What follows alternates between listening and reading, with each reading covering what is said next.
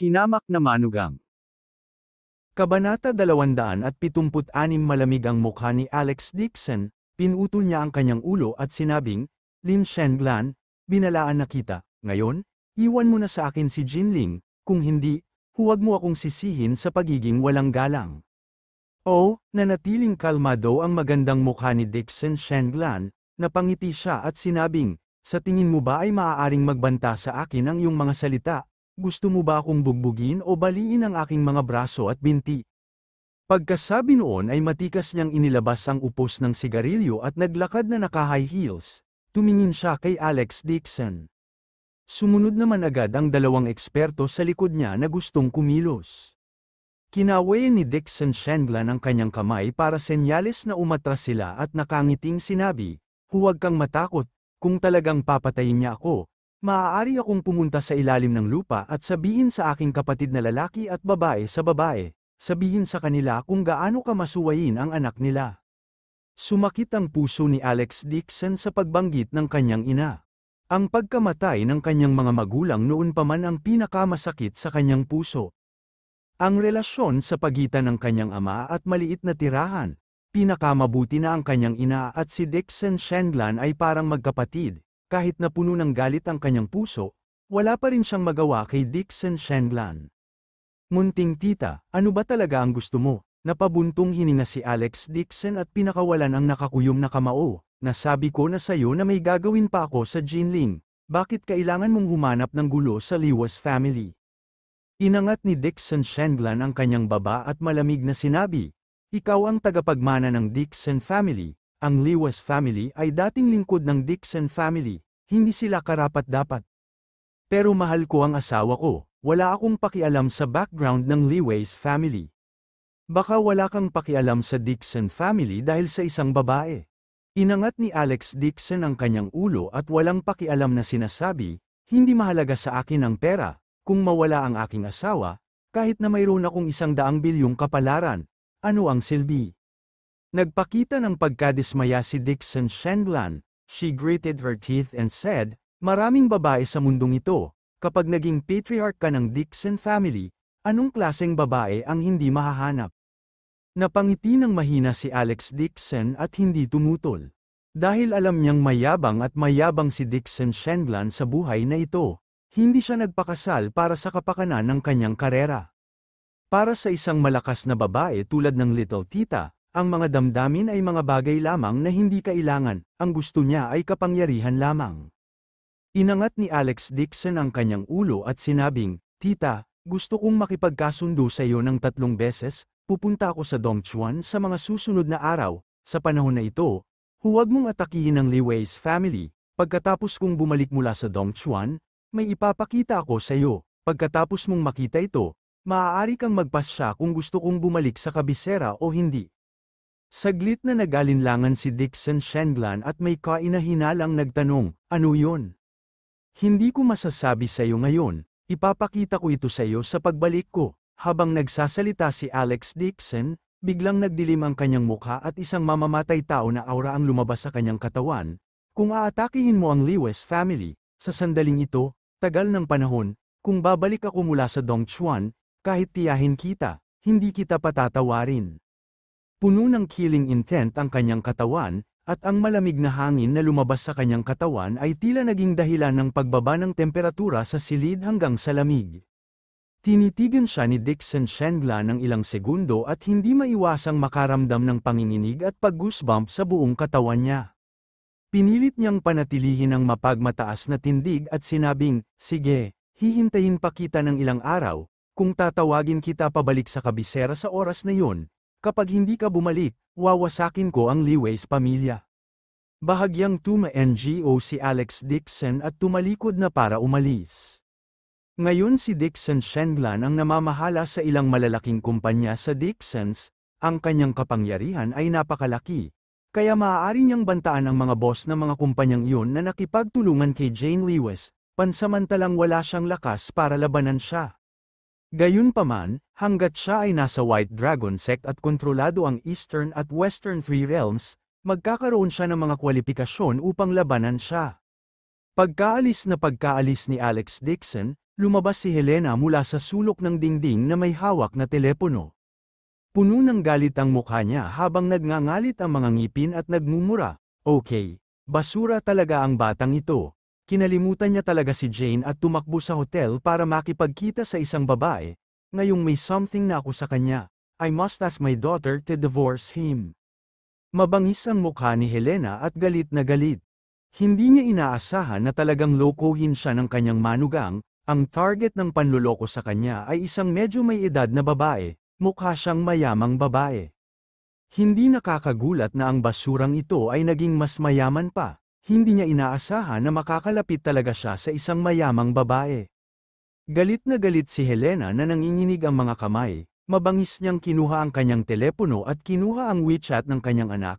Malakas na sinabi niya, "Anak, nahuli ni nanay ang basurang ito. Ang walang kabuluhang ito ay talagang itinatago ng isang mayamang babae. Papadalhan ka ni nanay ng isang larawan upang tingnan." Kinailangan niyang ipadala ang larawan sa kanyang anak para makita niya ang totoong mukha ng basurang ito at agad na hiwalayan. Akmang pipindutin na ni Helena ang button para ipadala ang larawan, biglang may kamay na inabot mula sa likod at nagpadala ng tawag sa telepono. Natigilan si Helena at agad na tumalikod para sumbatan, "Basta, ibalik mo sa akin ang telepono, kung hindi, sasampalin kita hanggang mamatay." Nasa bibig pa rin niya ang salitang ikaw at agad na natigilan si Helena. Yung nakatayo sa harap niya, hindi ba't ang mayamang babae ang nag-ingat sa kanyang manugang? Bumalik siya sa katinoan at sobrang galit, agad siyang tumalon at itinuro ang ilong ni Dixon Shendlan habang pinapagalitan. "Shameless slut, she was already so old, and you don't know shame, you actually dare to hang around with my son-in-law in the hotel. Ilalabas ko talaga ang mga maruruming gawa mo at ipaalam sa buong Jinling na ikaw, isang matandang mayamang babae, ay nagpalaki ng gigolo." Nag-cross arm si Dixon Shendlan at parehong sumimangot. Matagal na niyang narinig na si Helena ay isang tuso at hindi niya inaasahan na ito ay magiging mas hindi makatwiran kaysa sa kanyang naisip. "Walang hiya na mabahong babae, hindi ka ba tinuruan ng nanay mo kung paano magiging walang kahihiyan? Ang manugang ko ay 8 taon na mas matanda sa iyo. Xiao Qi, isa kang matandang baka na kumakain ng batang damo, hindi ka titigil hanggat hindi ka matanda na." Saway ni Helena kaya napaawang ang bibig. Isang bodyguard sa likod ni Dixon Shendlan ang lumapit at nagtanong sa mahinang boses, "Director Lan, gusto mo bang tumabi siya?" Pawis na pawis ang kanilang bodyguard. Si Dixon Shendlan ay hindi isang taong dapat ipagwalang bahala. Ang kanyang mga pag-atake ay walang awa. Sa Jing City, siya ay tinawag na babaeng Yama King, walang nang ahas na guluhin siya. Sinaway siya ng isang babae. Agad namang inutusan ni Dixon Shendlan ang isang tao na tahiin ng alambre ang bibig ng babae at ihagis ito pababa mula sa bubong. Naglakas loob si Helena na nagalit siya ng ganito. Talagang iniangat niya ang kanyang ulo at naglakad sa isang mahigpit na lubid. Buti na lang, siya ang biyena ni Alex Dixon. Kung ibang tao, pinunit na sila at itinapon sa dagat para aipakin sa mga isda. Nasa kalagitnaan ng pag-iinit ni Helena nang biglang may nakita siyang bodyguard na nakasunod sa likod ni Dixon Shendlan, agad niyang tinakpan ang bibig sa takot. Malamig ang mukha ni Dixon Shendlan at hindi nagalit habang malamig niyang sinabi, "Kalimutan mo na ito, nakipagkasundo ako kay Alex, tatalima ako sa kasunduan." Nakita niya na si Dixon Shendlan ay hindi gustong gumawa ng hakbang laban sa kanya. Naisip ni Helena na natatakot siya sa kanya at agad na natuwa muli. Napasulyap siya kay Dixon Shendlan at nakita niya ang babaeng ito ay nakasuot ng ginto at pilak at maging ang singsing sa kanyang kamay ay kasing laki ng brilyante ng itlog ng kalapati. Napalunok siya at sinabing, "Kung gusto mong hindi mabunyag ang mga pangit na bagay, ayos lang, bigyan mo ako ng 100,000 bayad sa pagpapatahimik. Hindi ko sasabihin." "Ano?" Natigilan si Dixon Shendlan. Ito ang biyena ni Alex Dixon, bakit siya humingi ng pera para tikom ang bibig niya? Masiglang sabi ni Helena, "Tingnan mo, mukha kang mayaman, bakit hindi mo maintindihan ang sinasabi mo? Binigyan mo ako ng 100,000 yuan. Anong nangyari ngayon? Hindi ko sasabihin sa'yo." Tinitigan ni Dixon Shendlan si Helena, hindi sigurado ang kanyang ekspresyon. Hindi niya inasahan na ang Lewis family ay ganoon kataas sa moralidad, hindi lang mababa ang kanilang moral na kalidad, ngunit ang kanilang moral na paggawi ay hindi rin maganda. Kung may ina, dapat may anak na babae, si Jane Lewis ay hindi magiging mas mahusay. Sa pag-iisip nito, mas determinado si Dixon Shendlan na ibalik si Alex Dixon sa kabisera. Ang mga latak na ito ng Lewis family ay hindi karapat-dapat kay Alex Dixon. Sa pagbabalik ni Alex Dixon, tuturuan niya ng magandang aral si Helena at mawawala sa mundo ang pamilya Lewis. Kabanata 277. Si Dixon Shendlan ay hindi gustong masangkot kay Helena, kaya inutusan niya ang bodyguard na bigyan siya ng 200,000 yuan at palayasin siya. Nangako siya kay Alex Dixon na wala siyang gagawin kay Helena pansamantala. Gusto mo talagang magbigay ng pera? Kinusat ni Helena ang kanyang mga mata at kinuha ang bag ng pulang perang papel mula sa bodyguard. Ang bag ay mabigat at puno ng pera, 200,000. Sa sobrang tuwa ni Helena ay hindi niya maisara ang kanyang bibig, napakasaya niya. Hindi niya akalain na mayaman pala talaga ang mayamang babae sa tabi ng kanyang manugang, casual lang niyang sinabi at nagbigay ng 200,000. Siya ay mayaman, hinawakan ni Helena ang pera sa kanyang mga kamay at muling nagsisi sa kanyang puso. Kung alam niya ng mas maaga, hihingi siya ng 2,000,000 yuan, lugi ang 200,000 yuan. Gayunpaman, pinalayas na siya ng mga bodyguard sa hotel at hindi na siya makapasok. Hinawakan ni Helena ang pera at nakaramdam ng matinding salungatan sa kanyang puso. Dapat ba niyang panatilihin ang mayamang babaeng ito o sabihin sa kanyang anak ang tungkol sa kanyang relasyon na may relasyon? Tila napaka-guilty ng mayamang babae. In the future, baka makipagrelasyon pa ang kanyang manugang sa mayamang babae. Ito ay isang paraan upang kumita ng pera. Paulit-ulit itong iniisip ni Helena, sa huli, pera pa rin ang nang ibabaw. Hinawakan niya ang pera at sinabi habang naglalakad, "Anak, huwag mong sisihin si nanay sa hindi pagsasabi sa iyo. Ang pera na ito ay talagang madaling dumating. Kapag nahuli pa ni nanay si Alex Dixon ng ilang beses upang halayin siya, kunan siya ng litrato na kasama niya sa pagtulog, ang mayamang babae, tsaka kumuha ka ng ilang milyon para hiwa-hiwalayin mo ang basurang iyon." Umuwi si Helena na parang walang nangyari. Siya ay may kalmado na ekspresyon at hindi nagbanggit ng isang salita tungkol sa si Alex Dixon ay iniingatan ng isang mayamang babae. Nainis si Jane Lewis sa mga kumpanya ng kumpanya at sinisiraan na naman ng kanyang biological mother si Alex Dixon, hindi na siya nagtanong pa. Gayunpaman, ang kanyang biolohikal na ina ay nag-uudyok sa kanyang likuran at nagsasabi ng masamang bagay tungkol kay Alex Dixon. Nasanay na siya. Kinaumagahan, sinabi ni Alex Dixon na pupunta siya sa ibang lugar para tulungan ang kanyang mga kaibigan na tumatalakay sa negosyo. Umupo siya sa Bentley ni Lee Tailei at nagmaneho papunta sa Dongchuan. Mayroong higit sa 100 mga kotse sa linya ng mga kotse. Ang Bentley ay nasa gitna, at ang harap at likod ay ang lahat ng mga nanny cars na kinaroroonan ng mga bodyguard. Bilang karagdagan, nakipag-usap din si Lee Tailei kay Renan, at inayos ang 12 ng mga eksperto na pumunta sa Dongchuan upang tanggapin muna ang mga ito, upang maiwasan ang anumang aksidente. Ang Dongchuan ay ang teritoryo ng pamilya Chen, magdadala sila ng mas maraming tao, at ligtas na maging handa. Sa pagkakakilanlan ni Chen Yunwu, hindi niya kailangang mag-alala tungkol sa anumang bagay. Hindi siya isang taong ituturing ang mga salita bilang laro ng bata. Gagawin niya lahat ng sinabi niya. Tiyak na gagawa siya ng hakbang kay Master Dixon at sa kanyang sarili. Kailangan niyang maghanda sa lalong madaling panahon, kahit na magkaroon ng alitan sa pagitan ng dalawang partido, mailigtas pa rin niya ang kanyang buhay at makabalik sa Nanguang. Sa gabi, isang grupo ng mga karawahe ang dahan-daang pumasok sa Dongchuan. Eastern River City, ito ang sentro ng Dongchuan, at ang pinakamakapangyarihang tao sa buong Dongchuan ay natipon doon. At sa pagkakataong ito, ang White Dragon Sect ay gaganapin sa Eastern River City. Gabi na, ngunit madilim pa rin ang mga ilaw sa Dongjiang City, mukhang isang malaking coastal city.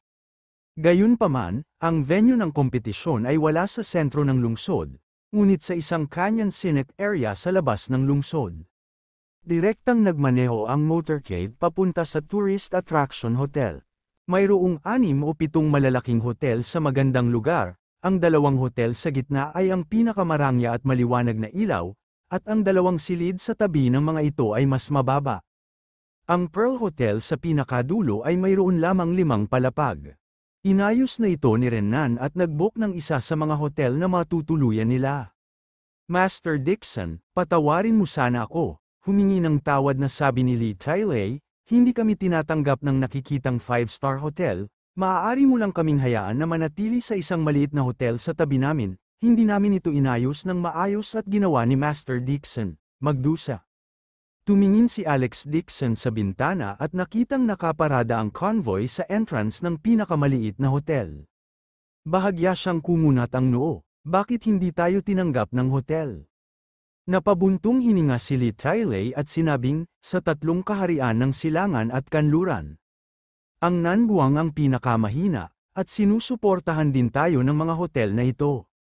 Ipauwi ang mga kwarto sa mga tao ng Dongchuan at Western Plain, at ayaw mong tanggapin ang ating Nanguang, higit pa rito, mababa ang tingin sa amin ni Chen Yuanwu, at sa taong ito ay si Renan ang gustong humanap ng tutulong sa amin, doble ang binayaran niya ng rente sa hotel bago siya nag-book ng kwarto.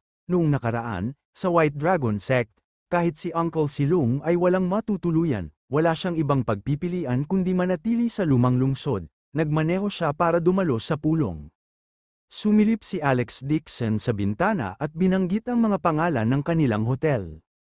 Ang dalawang makikitang hotel ay may kapansin-pansing banner na nagsasabing, "Welcome, Director Chen." Ito ay tiyak na ipapareserba ni Chen Yuanwu at ng iba pa.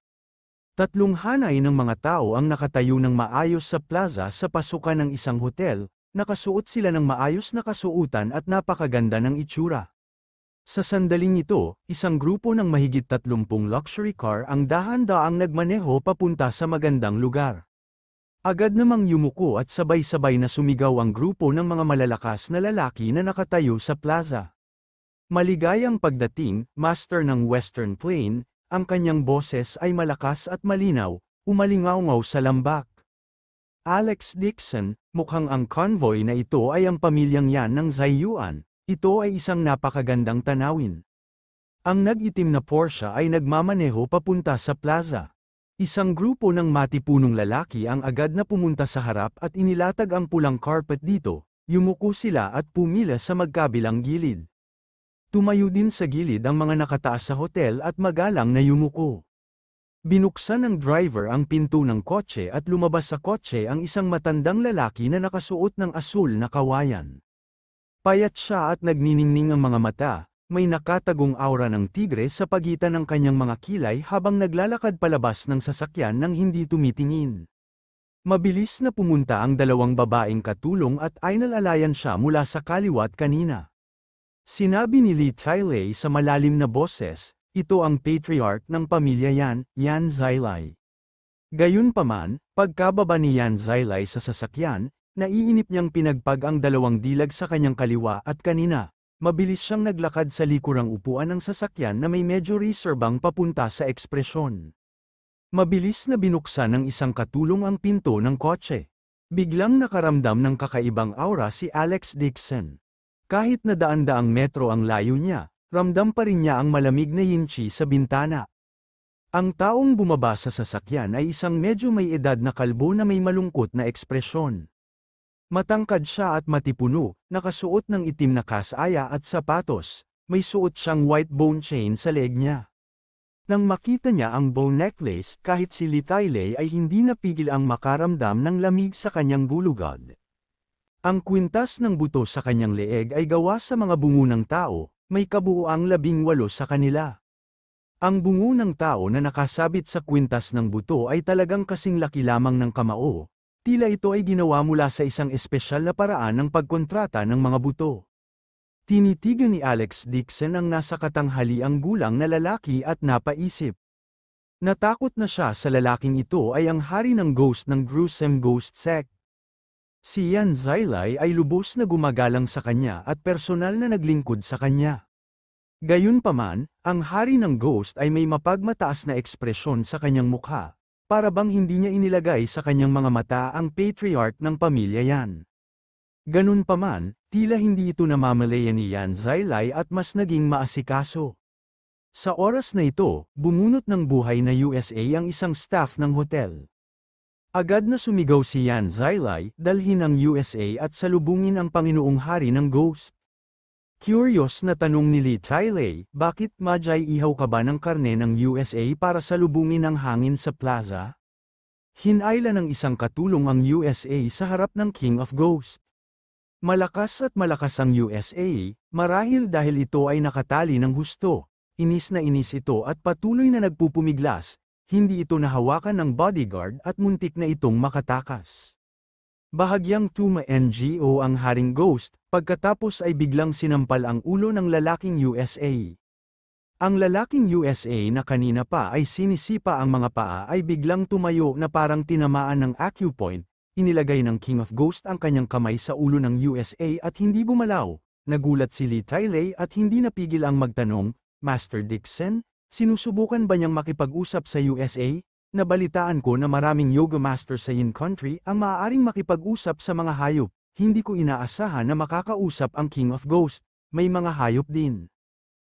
Kabanata 278 sabi ni Alex Dixon na walang pakialam sa tono, hindi siya psychic, sumisipsip siya ng blood essence. Kahit na nakatayo ang osa, walang tigil ang panginginig ng katawan nito. Ilang minuto lang ay parang lumiit ang malakas na USA, lalong lumiliit. Sa isang kisap mata, ang lalaking osa ay naging lantot at maliit, na para bang may kalansay sa ilalim ng balat ng USA. Ilang beses lumiit ang katawan ng matipunong lalaking USA, na sinisipsip sa isang deer jerky na kasing laki ng gintong aso. Binitawan ni King of Ghost ang kanyang kamay at diretsyong nahulog ang deer jerky. Dilat na dilat ang kanyang mga mata, natuyo na ang dugo niya at matagal na siyang huminto sa paghinga. Tungkol naman sa maputlang mukha ni King of Ghost kanina, naging mapula, maging ang mga kulubot sa kanyang mukha ay na-relax na, nagmukha siyang binata.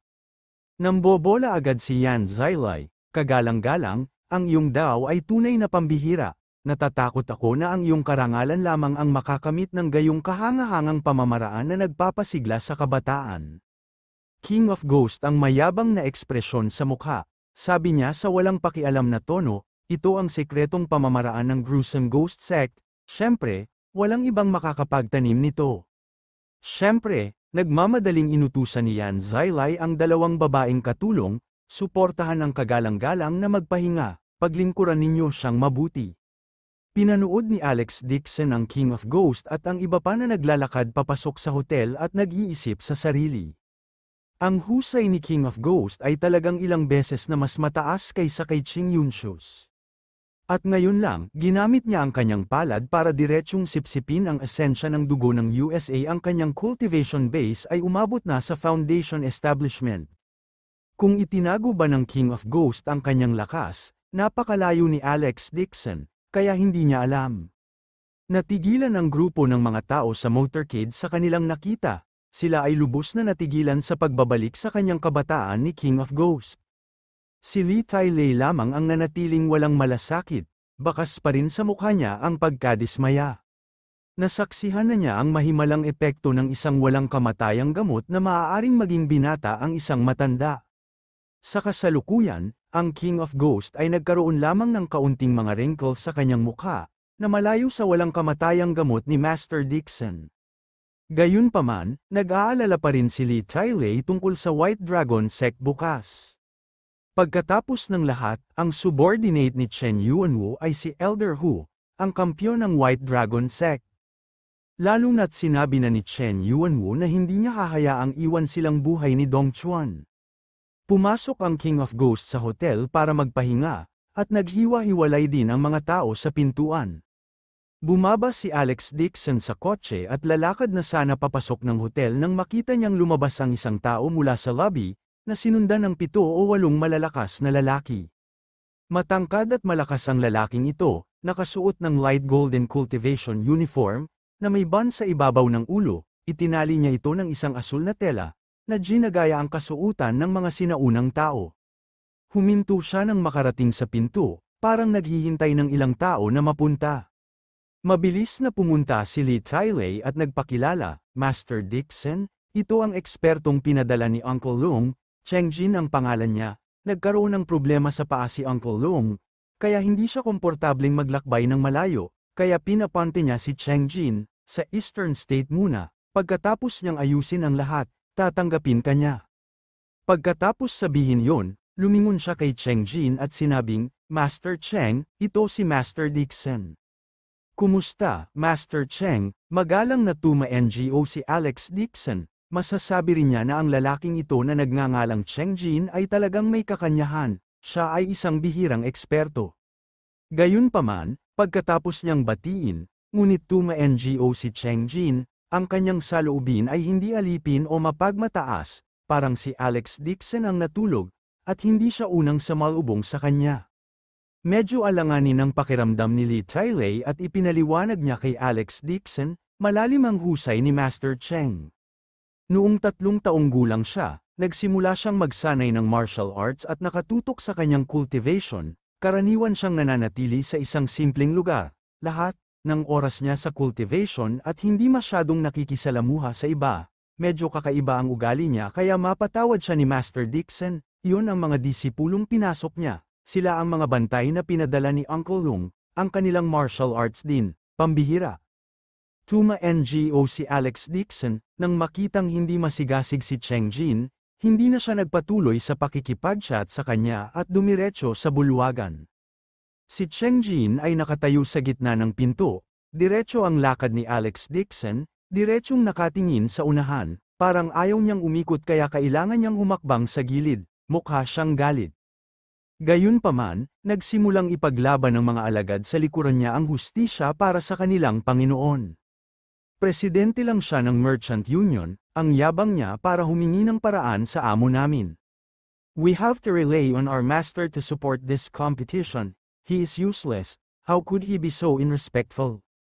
Kahit si Uncle Long ay magalang sa kanyang amo at magalang na tinatawag siyang master, ano ang binibilang ng isang batang tulad niya? Parang hindi naman siya martial artist. Tama, ipakita mo ang kakayahan mo kung may kakayahan ka. Napakunot noon ni Li Tailei at lalong nakaramdam ng hiya. Kung sino pa man yon, tiyak na pipigilan niya ang mga ito ng mabagsik na boses. Gayunpaman, ang kalaban ay si Cheng Jin, na kahit si Uncle Long ay iginagalang, ang kanyang martial arts ay malalim at malalim, sa White Dragon Sect noon, nagawa niyang makipagpalitan ng daan-daang suntok kay Elder Hu ng Eastern State, sa huli, isang galaw lang ang talo niya. Higit pa rito, sa pagkakataong ito, kailangan talaga ng White Dragon Sect ang tulong ni Cheng Jin. Kung hindi, ngayon lang, sinipsip ng hari ng aswang ang dugo ng USA. Ito ay isang kakaibang eksena. Nararamdaman ni Li Tailei ang kanyang anit na nanginginig sa pamamagitan lamang ng pagtingin dito. Wala siyang ideya kung gagana ang Heaven Thunder ni Master Dixon laban sa King of Ghost o hindi. Matalas at nakita niya ang mga tenga ni Alex Dixon, kaya natural na narinig ang mga chismis na ito. Alam din niyang narinig sila ni Cheng Jin, ngunit hindi niya ito pinigilan. Lumiwanag ang mukha niya, para sa kapakanan ni Uncle Long, hindi siya gaanong nasabi. Hindi na niya kailangan pang pansinin ang chismis ng kanilang walang pangalang sundalo. Nakita ni Li Tailei si Alex Dixon na pumasok sa elevator at hindi ito pinag-iisipan, saka lang siya pumasok na puno ng malamig na pawis ang ulo, sa wakas ay nakahinga siya ng maluwag sa kanyang puso. Kung ito ay sa mata ng kanyang sariling mga tao, ito ay magiging mahirap. Tumabi si Cheng Jin, natural na narinig niya ang mga talakayan ng kanyang mga alagad, ngunit wala siyang sinabi, nakatitig lang siya kay Alex Dixon habang naglalakad papasok ng elevator.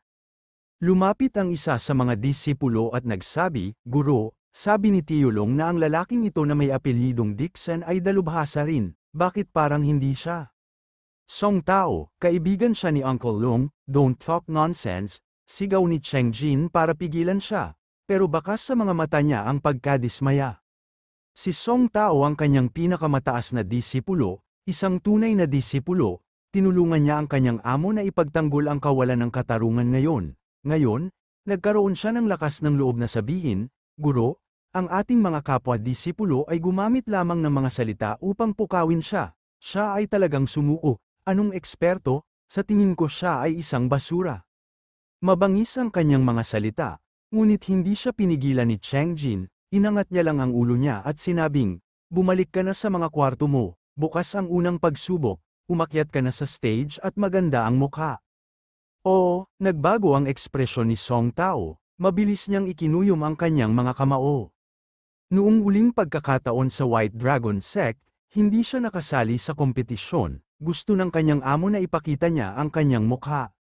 Taon-taon sa White Dragon Sect, ang mga dumating para manood ng kompetisyon ay ang pinakamakapangyarihang tao sa Eastern at Western Three Realms, pipiliin nila ang mga mandirigma na may natatanging lakas mula sa mga umakyat sa entablado, at kukuha sila bilang mga personal na gwardya o bodyguard. Sa nakaraang batch ng White Dragon Sect, mayroon siyang senior brother mula sa Eastern State na mahusay na gumanap sa preliminary examination, pinili talaga siya ng isang big boss mula sa Jing City, at tinanggap siya bilang personal guard ng kanyang anak na may sweldong 20 milyon kada taon. Ang nakatatandang kapatid na ito daw ay pinili ng anak ng amo habang siya ay nagsisilbing bodyguard. Ngayon, naging manugang na siya ng Eastern Continent, nakakainggit ang mga taong ito. Naikayem ni Song Tao ang kanyang mga kamao, at naisip sa kanyang puso na kailangan niyang gumawa ng pangalan para sa kanyang sarili. Kung ang swerte niya sa kanyang nakitang kapatid, at napangasawa niya ang isang patas, mayaman, at magandang babae, siya ay ganap na tatayo sa rurok ng kanyang buhay. Natuwa si Song Tao sa kanyang puso, at ang kanyang bibig ay tila pinahiran ng pulot. Agad siyang nambobola, "Guro, gaano man tayo kalakas, kung tayo ay mapalad na makagawa ng kaunting pangalan para sa ating sarili, tiyak na magkakaroon ng isang guro at isang disipulo. Ikaw pa rin ang pinakamalakas, gayunpaman, ito ay lahat ng salamat sa iyo na kami, ang Nanguang, ay magkakaroon ng mukha." Kung tungkol kay Alex Dixon na yon, alam niya kung paano gumawa ng ilang mga magarang bagay, marahil kapag dumating ang araw ng kompetisyon, siya ay matatakot ng husto, hindi man lang siya may kailangan ko pang magmakaawa na pumunta ka sa stage. Kabanata 279 ang mga salitang ito ay nagpapahinga kay Cheng Jin. Siya ang orihinal na pinaka may nagawa sa panig ni Dulong, ngunit patuloy na binanggit ni Uncle Long si Alex Dixon, at ang kanyang saloobin ay naging mas magalang, dahil dito, biglang naramdaman ni Cheng Jin na hindi siya pinapansin, at nakaramdam siya ng kalungkutan sa kanyang puso. Nang makita niya ang performance ni Alex Dixon ngayon lang, na-realize niya na so-so-so lang. Ang ganitong uri ng tao ay sadyang hindi karapat-dapat na banggitin sa parehong hininga gaya niya. Hindi inilagay ni Cheng Jin si Alex Dixon sa kanyang mga mata, sa isang kisap mata, na ibalik niya sa kanyang isipan si Alex Dixon, inilagay niya ang lahat ng kanyang lakas sa pakikitungo kay Elder Hu. Noong nakaraang pagkakataon, natalo siya kay Elder Hu, pagkatapos bumalik, siya ay nag-iisa sa loob ng 2 taon upang talunin si Elder Hu at mabawi ang kanyang reputasyon. At the same time, gusto niyang ipaalam kay Uncle Long kung sino ang mas malakas sa pagitan nila ni Alex Dixon. Pumasok si Alex Dixon sa kwarto at tumingin sa paligid. Bagamat hindi kalakihan ang hotel, ito ay malinis at maayos. Direktang nakaharap sa bintana ang isang matayog na berdeng bundok na napapaligiran ng mga ulap at ambon, napakaganda ng tanawin. Sa hindi kalayuan, may ilang pavilion sa isang malukong bundok. Isa sa mga ito ay isang siyam na palapag na sinaunang pagoda na nakataas sa mga ulap, mayroon din itong maringal na kahanga-hangang aura sa dilim ng gabi. Ito ang Cloud Gazing Tower ng magandang lugar, sa pagtingin mula sa tore, makikita ang isang dagat ng mga ulap at isang malawak na tanawin ng tanawin. Sa ibaba ng tore ay isang patag na parisukat, ang lokasyon ng kompetisyon. Habang nakatingin si Alex Dixon sa Cloud Watchtower, bigla niyang naramdaman ang napakahinang pagbabago-bago ng hangin sa likuran niya. Nanginginig ang puso niya, agad siyang tumalikod at hinampas ang isang palad sa figura. Hindi ito inaasahan ng Black Man, na nasa likuran niya, nagmamadali niyang itinaas ang kamay para harangan ito at tumalon pabalik. Gayunpaman, bagamat mali ang kanyang mga galaw, mas mabilis pa rin si Alex Dixon. Tumama ang palad niya sa dibdib ni Blackman, hindi siya nagpigil, matalas at mabangis ang palad niya. Kung dumaong ang hampas ng palad na ito, tiyak na masusugatan ang kanyang kalaban. Nasa kalahating pulgada na lang ang layo ng palad niya sa lalaking nakaitim na damit, Biglang sumimangot si Alex Dixon at pilit na binawi ang lakas ng palad niya. Bagamat nawala ang puwersa ng palad na nataman ay hindi maaaring bawiin, tumama ito sa dibdib ni Blackman. Arg! Isang sigaw ng sakit ang umalingaw-ngaw sa silid. Ito ay malinaw at maislan. Naninigas ang katawan ni Alex Dixon, kakaiba ang naramdaman sa lugar kung saan tumama ang palad niya. Mabilis niyang binawi ang kamay niya. Hinubad ni Blackman ang kanyang maskara, sinapo ang kanyang dibdib, at nagngangalit ang kanyang mga ngipin habang siya ay sumisigaw. Alex Dixon, ikaw, you hooligan! Napahiya rin si Alex Dixon. Nag-concentrate siya sa pag-iisip tungkol sa kompetisyon nang bigla niyang narinig ang tunog ng hangin na nagmumula sa kanyang likuran. Naturally, hindi niya namamalayan na hinampes ang kanyang palad. Paano niya naisip na si Chen Xiaojiao na naman, itong pilyo at pilyong ninuno? Kung hindi dahil sa kanyang pangyayaring pang-amoy at pag-aamoy ng halimuyak sa katawan nito, napahinto siya sa oras. Ang hampas ng palad na iyon ngayon ay maaaring magpalipad sa kanya kung tumama hanggang sa tumalsik ang dugo at ang kanyang mga laman loob ay magkapira-piraso. Napangiti na lang si Alex Dixon at sinabing, maaari bang huwag mo nang laruin itong lumang trick ng sneak attack sa susunod? Wala kang pakialam sa akin, namula ang magandang mukha ni Chen Xiaojiao at mukhang galit siya. Sobrang sakit pa rin ang dibdib niya, parang may sumampal sa kanya ng malakas. Hindi lang masakit, nakaramdam din siya ng hindi komportable sa buong katawan. Hiyang-hiya siya na maging ang leeg niya ay namumula. Nagalit at napahiya si Chen Xiaojiao, gusto niya talagang umakyat at sipain si Alex Dixon ng ilang beses, sinamantala siya ng kabilang partido at nagpanggap pa na magaling. Nang makita ni Alex Dixon ang galit na mukha nito, hindi maiwasang mapatingin sa kanya. Hindi niya inaasahan na magde-develop ng husto ang dalagang ito, hindi niya alam kung ano ang kinain niya para lumaki. Napansin din ni Chen Xiaojiao ang tingin ni Alex Dixon, ibinaba niya ang ulo niya at mas lalo siyang nahihiya. Sa sobrang galit niya ay diretso siyang sinuntok nito, ikinumpas niya ang kanyang maliit na pink na kamao at paulit-ulit na hinampes at sinaway si Alex Dixon. Alex Dixon, isa kang malaking bastardo, tingnan mo. Ako. Napangiti na lang ng mapait si Alex Dixon at hinayaan siyang sampilin niya ng ilang beses para mailabas ang galit. Bagamat hindi niya kasalanan, sino ang humiling sa kanya na samantalahin siya? Anyway, parang kiliti sa katawan niya ang mga suntok at sipa niya. Galit na galit si Chen Xiaojiao kaya binigyan niya siya ng ilang suntok at sa wakas ay nakalma.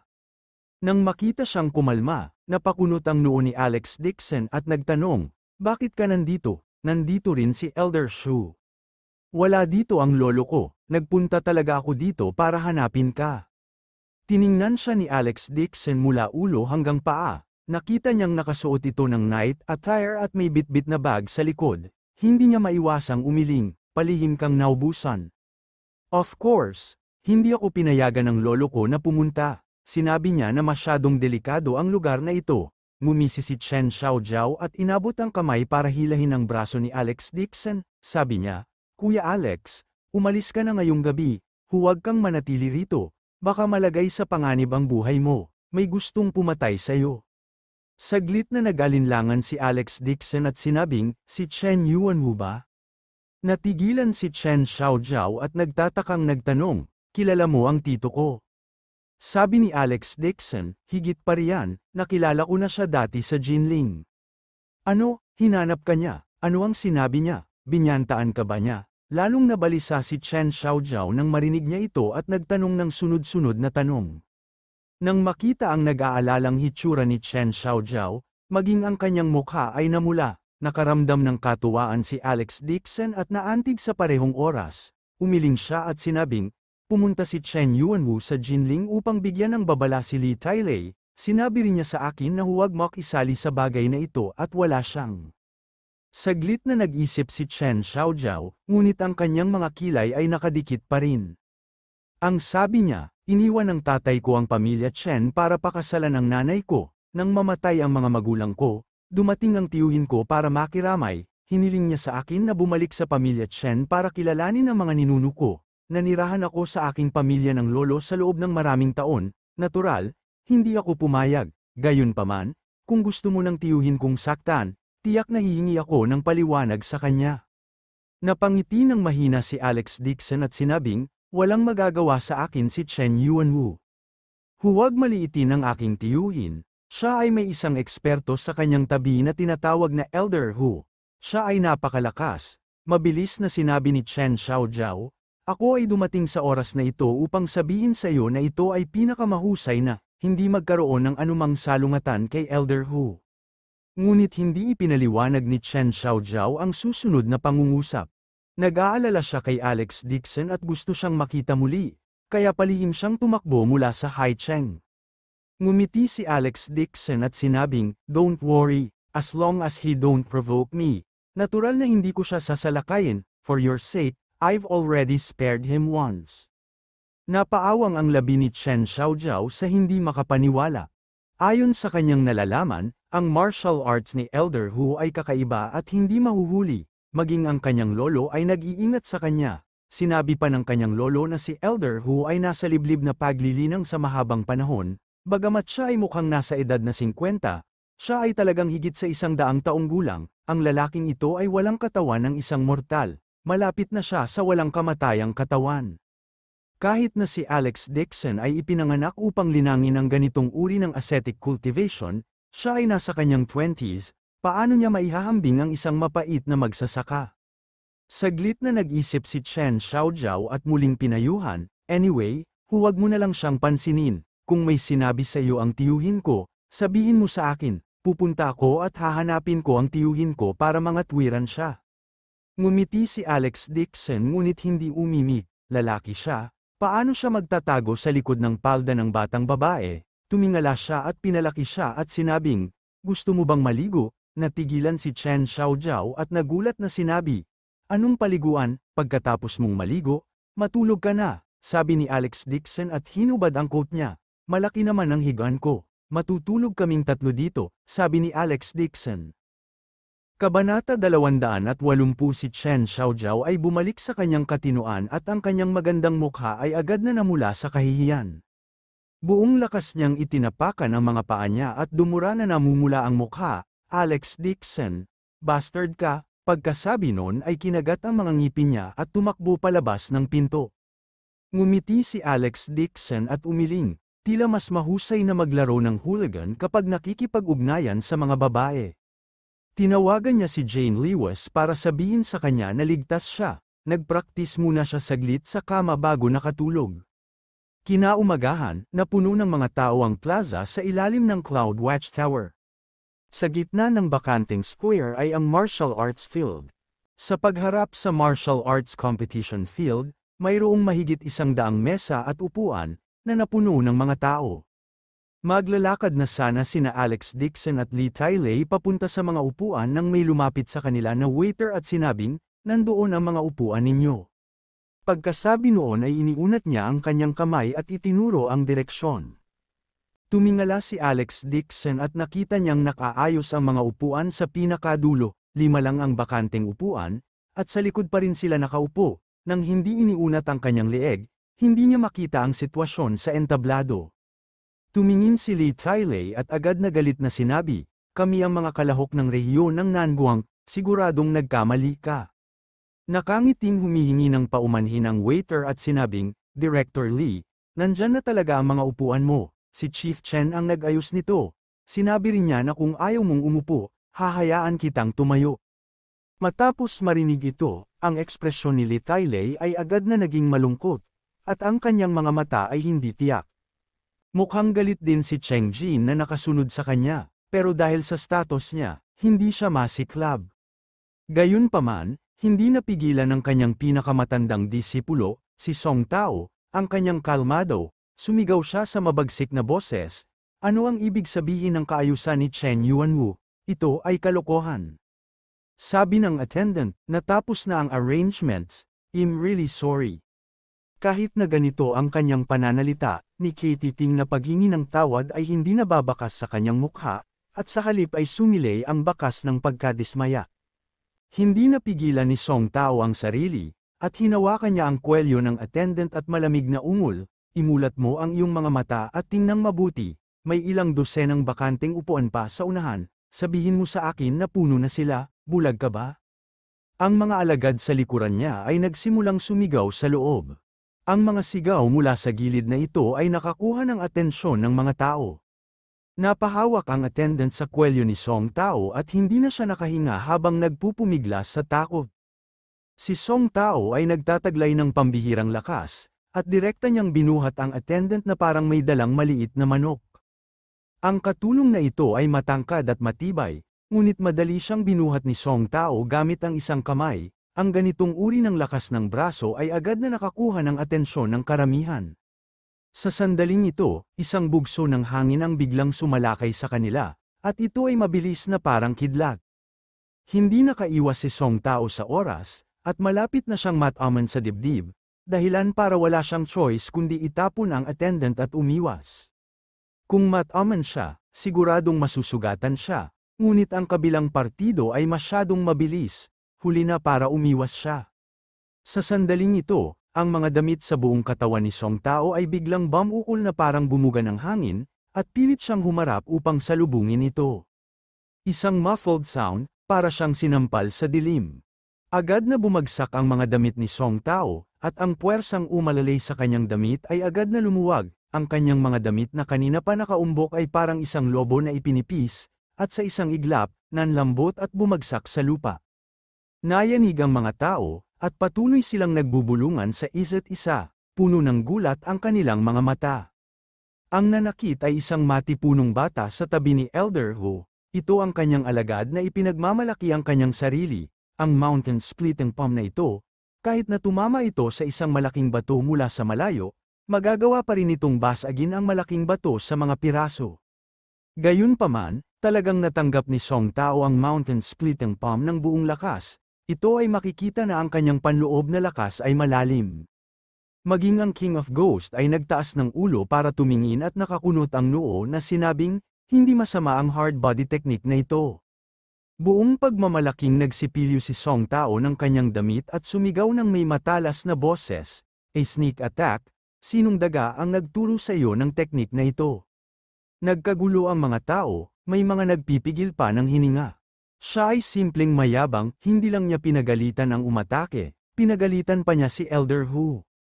Nagulat ang mga tao, ngunit si Song Tao ay hindi nagpakita ng anumang takot sa kanyang mukha, nakatitig lang siya sa kalaban ng may pagmamalaki. Nagdilim ang mukha ng matipunong binata, nang malapit na siyang humakbang pasulong, inabot ni Elder Hu ang kanyang kamay para pigilan siya at nakangiting sinabi, ito siguro ang mapagmataas na disipulo ni Mr. Cheng. Ito talaga ang lakas ng bagong panganak na guya na hindi natatakot sa tigre, talagang nalampasan niya ang kanyang Panginoon, bubugbugin tayong mga matatanda. Noong una ay medyo kulang sa kumpiyansa si Song Tao, ngunit pagkatapos na purihin ng ganito, agad siyang naging mayabang muli at ngumuso, siyempre, hindi mo ba nakikita kung sino ang amo ko? Mapanukso ang tono niya, at huli na para pigilan siya ni Cheng Jin, bahagya lang niyang ikinunot ang kanyang mga kilay. Gayunpaman, hindi naman talaga nagalit si Elder Hu, nakangiti pa rin siya at sinabing, sige, parang kayo na ang mundo ngayon. Pagkasabi noon ay tinuruan niya ang matipunong binata sa tabi niya.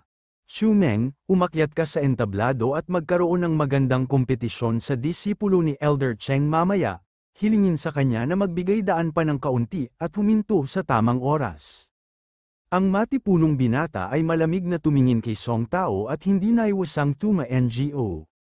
Ngumisi si Song Tao at sinabing, sinubukan ng lahat ang kanilang makakaya sa entablado, hindi may iwasang may mga casualty, kung masyadong mabigat ang kamay ko mamaya at hindi ko sinasadyang masugitan ang iyong mga disipulo, sana ay kayanin ni Elder Hu ang mga kahihinatnan. Ikaw, nagbago ang ekspresyon ng matipunong binata, gusto niyang humakbang pasulong. Ngunit pinigilan siya ni Elder Hu. Alright, this is a life and death battle, kung hindi ka kasing galing ng kabilang partido sa ilang sandali, kahit mamatay ka sa kamay ng kabilang partido, ito ay dahil hindi ka magaling sa pagsasanay, hindi mo kaya sisihin ang iba. Pagkasabi nun ay tumalikod na siya at naglakad papunta sa upuan niya. Sa pagtingin sa likuran ng grupo ng mga tao, hindi napigilan ni Song Tao na lumingon at sabihing, Guro, sa tingin ko ay matanda na itong Elder Hu, Matagal na siyang nawala sa talas mula sa 3 taon na ang nakalipas, ito maituturo, alagad. Medyo mayabang din si Cheng Jin sa kanyang puso, ngunit pinagsabihan pa rin niya, huwag kang masungit, maya-maya lang ay makakalaban mo siya, pagdating ng panahon, magdahan-dahan ka lang at huwag kang magpatalo hanggang mamatay. Oo, bagamat sinabi ito ni Song Tao, hindi niya ito sineryoso sa kanyang puso. Ang White Dragon Sect ay hindi nakikipaglaban sa arena, buong lakas na lumaban ang magkabilang panig, walang mga pagsusuri sa lahat. Noong nakaraan, sa panahon ng kompetisyon, nangyari rin ang mga aksidenteng pagpatay sa kalaban, katulad nga ng sinabi ni Elder Hu, ito ay dahil hindi magaling mag-aral ang kalaban. Sa sandaling ito, 100 tao na nakasuot at leather na sapatos ang dinala ng waiter sa bulwagan, umupo sila sa mga bakanteng upuan at agad na napuno ng laman. Mabilis na sinabi ni Song Tao, Master, ang mga sponsor na ito ay talagang maupo sa gitna. Ngunit inayos nila na maupo tayo sa huling upuan, hindi ba ito masyadong malalayo? Siguradong si Chen Yuanwu ang sinadya. Sinabi ni Cheng Jin sa malalim na boses, magsisimula na ang kompetisyon, huwag magpanik, ganun din kahit saan ka maupo, tingnan natin kung ano ang mangyayari sa entablado. Bagamat galit si Song Tao at ang iba pa, tuma NGO lang sila at naglakad sa gilid ng entablado na may madilim na ekspresyon. Hindi sapat ang 5 upuan para maupo, sinadya ni Song Tao na humarang sa daan at pinaupo muna sina Li Tailei at Cheng Jin, nang gustong pumunta ni Alex Dixon, hindi niya namamalayan na humakbang pasulong at diretsyong umupo sa upuan. Halata ang kanyang intensyon, ayaw niyang maupo si Alex Dixon. Puno ng paghamak ang ekspresyon ni Song Tao, ang ibig niyang sabihin ay hindi karapat-dapat si Alex Dixon. Nakita ni Li Tailei si Alex Dixon na nakatayo at mabilis na tumayo, magalang niyang sinabi, Master Dixon, please sit here. Nang matapos siyang magsalita, sinabi ni Song Tao, Director Lee, maupo tayong magkakapatid, ilang sandali pa ay sasabak na sila sa entablado, hindi tayo mapapagod. Si Boss Dixon naman, hindi na niya kailangan, umakyat ka na sa stage, kailangan lang niyang magpahinga sa ilalim ng stage. Abangan ang susunod na kabanata.